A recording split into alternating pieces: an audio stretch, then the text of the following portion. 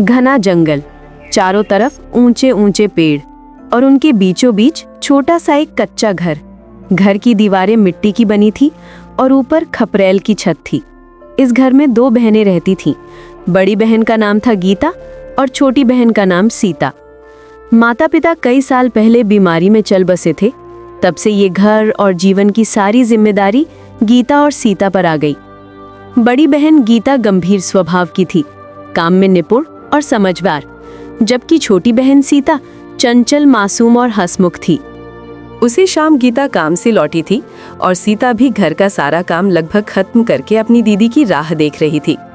गीता लकड़ी का गट्ठर अपने सिर पर रखकर आंगन में आई और बोली, देख सीता, आज का गट्ठर बड़ा भारी है।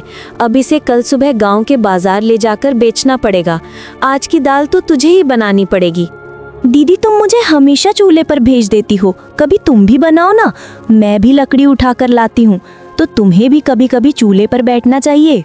अरे पगली, तू छोटी है, इसीलिए तुझे काम सीखना है। चूल्हा चौका, आटा पानी सब समझना होगा, वरना बाद में क्या करेगी। मैं तो चाहती हूँ कि तू सब सीख जाए। हाँ दीदी, मैं समझती हूँ, पर कभी कभी लगता है कि माँ हमारे साथ होती तो हमें यूँ मेहनत ना करनी पड़ती। कितना अच्छा होता, माँ हंसते हुए हमें रोटी परोसती और बाबा चौपाल से लौटकर हमारे लिए खाने को कुछ मिठाई लाते। अरे तू फिर क्या वही बातें लेकर बैठ गई। सीता, भगवान ने माँ बाबा को हमसे छीन लिया, लेकिन हिम्मत भी दी है। ये जंगल हमारा साथी है। देख, जब पेड़ों की पत्तियां सरसराती हैं तो मुझे लगता है जैसे कि बाबा की आवाज आ रही हो, और जब चूल्हे की आंच में धुआं उठता है तो ऐसा लगता है जैसे अम्मा पास बैठी है। हम अकेली नहीं हैं। दीदी, तुम हमेशा मुझे समझा देती हो। सच कहूँ, तुम्हारे साथ रहते हुए मुझे कभी भी डर नहीं लगता, चाहे घर कितना भी छोटा हो। लेकिन अगर तुम पास हो तो ये घर मुझे किसी राजमहल से कम नहीं लगता। दोनों बहनों ने उस दिन देर तक बातें की। चूल्हे पर दाल पक रही थी और घर के बाहर जंगल का सन्नाटा गहराता जा रहा था। लेकिन उसे छोटे से घर में बहनों की हंसी और उनके विश्वास से एक अलग ही उजाला फैला हुआ था।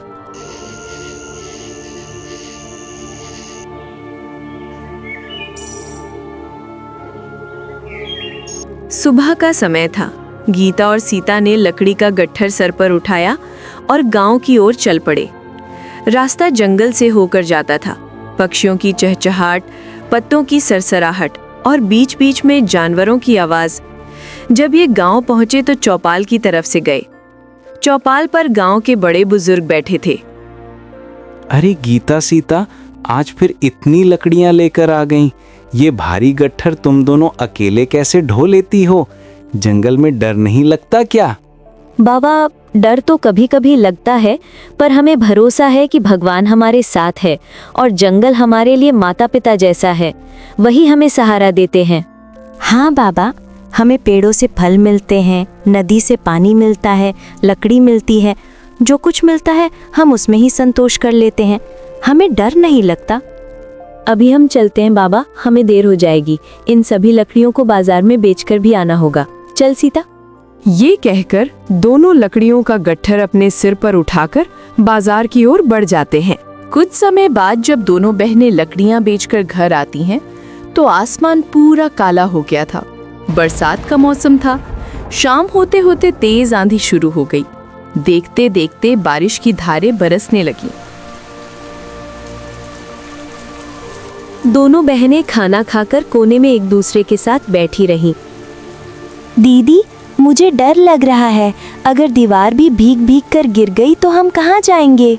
डर मत सीता, याद रख, कठिनाइयाँ हमेशा नहीं रहती।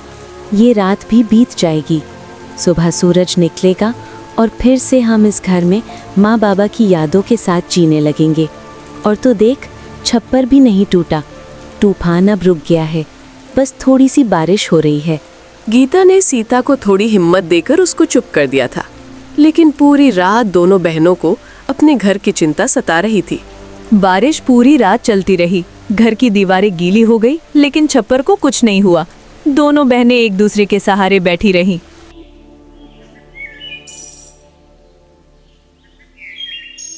सुबह जब गांव की निराला काकी उनके घर देखने आई, तो उसने घर की हालत देखकर बोली, अरे बेटियों, शुक्र है तुम्हारा घर ठीक है। मुझे और तुम्हारे काका को तुम दोनों की चिंता सता रही थी। पता नहीं दोनों बच्चियों ऐसी तूफानी बारिश में कैसी होगी, पर भगवान का शुक्र है तुम दोनों और तुम्हारा घर ठीक है। काकी, आप लोगों के आशीर्वाद और भगवान की कृपा से हमेशा की तरह ये घर बच गया और हम भी सुरक्षित हैं। और लगभग बारिश का मौसम खत्म होने वाला ही है, तो अब मन से थोड़ी फिक्र कम होने भी लगी है। आप सब हमारे लिए माँ बाप जैसे हैं। अच्छा लगा कि आप हमारे हाल पूछने आई काकी। हमारा आशीर्वाद तो हमेशा रहेगा। लेकिन बेटी, हम तो कब से चाहते हैं कि तुम दोनों हमारे वहाँ आकर रुको। इस जंगल के बीच तुम दोनों इतनी भी सुरक्षित नहीं लगती। नहीं काकी, आप तो जानती हो, ये जमीन और घर माँ बाप की आखिरी निशानी है। इसे छोड़कर हम कहीं नहीं जा सकते। हाँ, मैं जानती हूँ गीता, इसीलिए तो तुम्हें ले जाने के लिए मैं और तुम्हारे काका जिद नहीं करते। चलो बेटी, अभी मैं चलती हूँ। थोड़ी देर रुकिए ना काकी, चाय पीकर जाते तो अच्छा लगता। नहीं नहीं बेटी, तुम दोनों काम करो, मैं चलती हूँ। ये बोलकर निराला काकी दोनों बहनों के हालचाल पूछकर वहां से चली जाती हैं। काकी के जाने के बाद दोनों बहनें अपने अपने कामों में लग जाती हैं। गीता पानी भरने नदी जाती है और सीता घर के दूसरे कामों में लग जाती है। कुछ दिन यूं ही बीत जाते हैं। बरसात का मौसम थम चुका था। खेतों में हरियाली लौट रही थी। गांव में धीरे धीरे मेले की तैयारी शुरू हो गई थी। हर साल बरसात के बाद मेले का आयोजन होता था, पर हर बार की तरह गांव के लोग खुश कम और चिंतित ज्यादा थे। कारण था गांव का जमींदार रामलाल और मुखिया हर्षु दोनों आपस में मिले हुए थे और गरीबों से जबरन चंदा वसूलते थे। उस दिन सुबह गीता और सीता अपने आंगन में अनाज सुखा रही थी। चूल्हे पर सीता दलिया चढ़ा चुकी थी। तभी दूर से जमींदार, मुखिया और जमींदार का आदमी दिखते हैं। दीदी, देखो तो ये जमींदार और मुखिया है। ये लोग यहाँ क्यों आ रहे होंगे? शायद वही होगा जिसकी मुझे आशंका थी। मेला नजदीक है और अब ये चंदा मांगने आए होंगे। लेकिन चंदा मांगना नहीं, जबरदस्ती ऐठना कहो। जमींदार और मुखिया एक नौकर के साथ आंगन में आ पहुंचे। रामलाल के चेहरे पर घमंड साफ झलक रहा था। ओ गीता, सीता, हम आए हैं, थोड़ा आवाज लगाओ। गांव का मेला आने वाला है, हर घर से चंदा लेना है। गरीब अमीर सबको देना पड़ेगा। जमींदार बाबू, हम तो 2 अनाथ बहनें हैं। जैसे तैसे जंगल से लकड़ी बेचकर गुजारा करते हैं। हमारे पास इतना बचता ही कहाँ है कि चंदा दे सके। हमें माफ कीजिएगा, हम नहीं दे सकते। अरे तो हमें बहाने मत सुना, मेरा गांव की इज्जत है। अगर तुमने चंदा नहीं दिया तो मैं कल तुम्हारा नाम चौपाल पर खराब कर दूंगा। सबको बता दूंगा कि तुम दोनों बहनें गांव के किसी भी काम में साथ नहीं देती। पिछली साल भी वही किया था तुम दोनों ने, लेकिन हमने तुम्हारी बात मान ली थी। सीता अब तक चुप थी, लेकिन रामलाल के मुंह से ये सब बात सुनकर वो सह नहीं पाई। जमींदार बाबू, गांव की इज्जत हमसे ज्यादा कौन समझेगा? हम भी तो गांव की ही बच्चियों हैं। लेकिन जो पेट भरने लायक अनाज मुश्किल से जुटा पाता हो, उससे आप चंदा कैसे मांग सकते हैं? चुप रह लड़की, ज्यादा जबान मत चला। गांव के सम्मानीय व्यक्तियों से कोई ऐसी बात करता है क्या? हम मुखिया हैं इस गांव के, हमें पता है किसके घर ले कितना है। तो ये मत समझ कि तेरी गरीबी हमें नहीं दिखती। गरीब को हमेशा चुप रहना चाहिए और जो कहा जाए वो मान लेना चाहिए।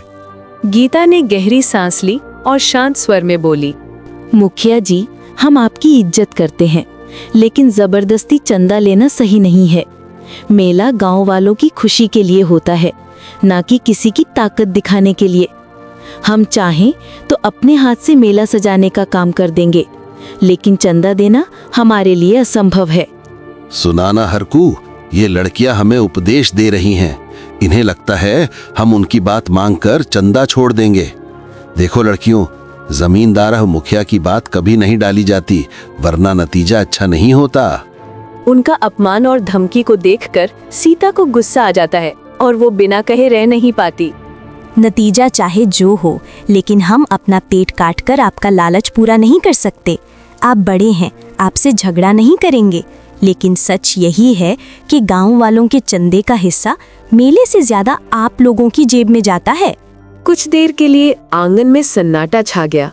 जमींदार और मुखिया को उन पर इल्जाम लगाने पर बहुत गुस्सा आया और हरकू ने गुस्से में बोला, रामलाल जी, छोड़िए इन्हें, चलिए चौपाल पर इनका नाम चढ़ाते हैं और इनको मेले में प्रवेश करने पर पाबंदी लगा देंगे। फिर देखेंगे कि गांव के लोग इसे कैसा व्यवहार करते हैं। ठीक है, हम अभी चलते हैं, लेकिन याद रखना लड़कियों, जमींदार की बात टालना आसान नहीं। आज नहीं तो कल तुम्हें हिसाब चुकाना ही होगा। ये कहकर दोनों और उनका नौकर भी वहां से चला जाता है। सीता और गीता दोनों वहां पर देर तक खड़ी रहीं। दीदी, अब क्या होगा? अगर उन्होंने चौपाल पर हमारा नाम खराब कर दिया तो गांव वाले भी हमें ताने देंगे। हम तो पहले ही अनाथ हैं। डर मत बहन, सच का रास्ता हमेशा कठिन होता है, लेकिन हमें झुकना नहीं चाहिए। अगर आज हम हार गए तो ये मुखिया और जमींदार हम गरीबों पर और भी जुल्म करेगा। हाँ दीदी, आप चाहे पूरा गांव हमें गलत समझे, पर हम सच से पीछे नहीं हटेंगे।